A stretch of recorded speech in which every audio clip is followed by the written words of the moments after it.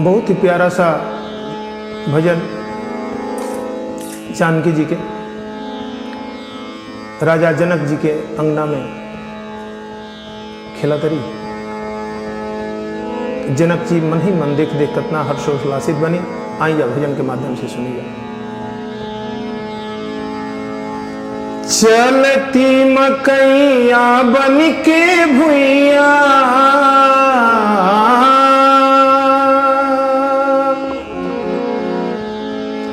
चलती मकैया बन के भुइया, दुलारी मोरी ढूरे जंगलैया।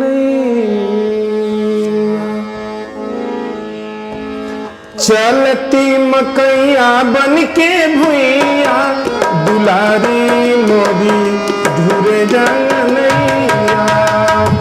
चलती मकैया बन के भुइया, दुलारी मोरी ढूरे जंगलैया। ढूरे अंगनैया, ढूरे अंगनैया, ढूरे अंगनैया, ढूरे अंगनैया। चलती मकैया बन के भुइया, दुलारी मोरी ढूरे अंगनैया।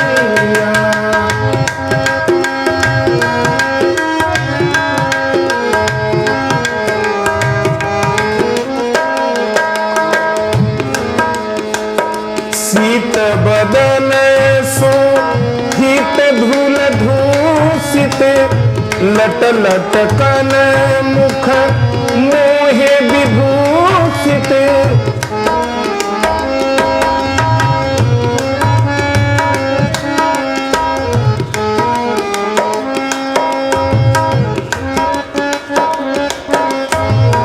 शीत बदन सो हीत धूल धूसित, लट लट कन मुख मोहे विभूषित।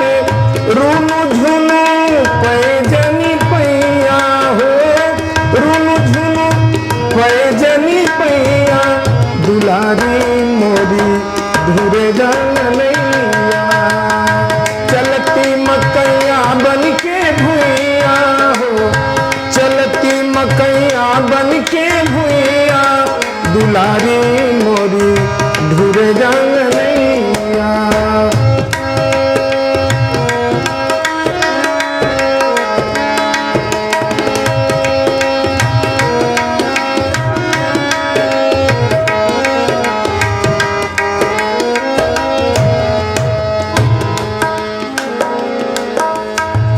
निरखी निरखी छवि जनक लली की, मगन सराहत भाग भली की।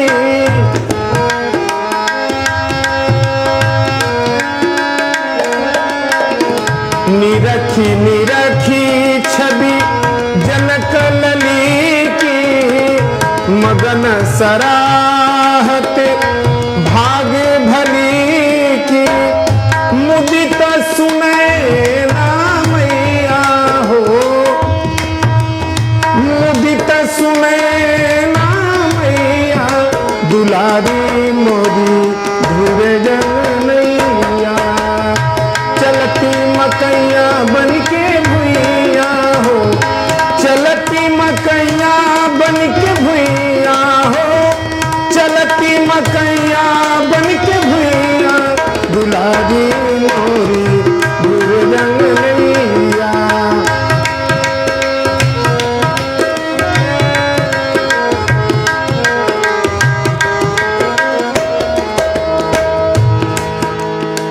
सुनैना जी गोदी में बुलाओ तरी जानकी जी के, लेकिन छटक के भाग गया तरी। मातु विनोद से गोद बुलावती, मातु विनोद से गोद बुलावती।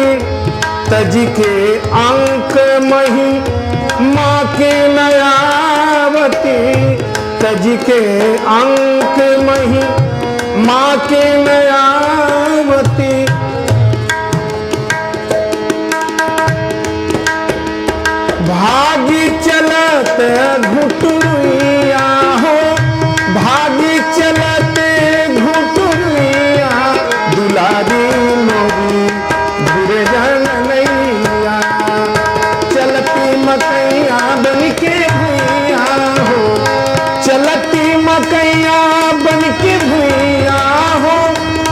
मोती मकैया बन के भैया दुलारी मोदी धीरे जनैया।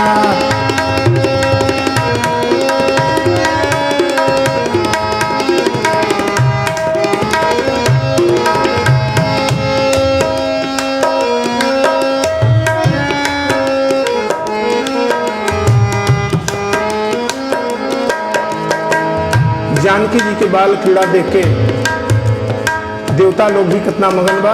अंतिम पद बा,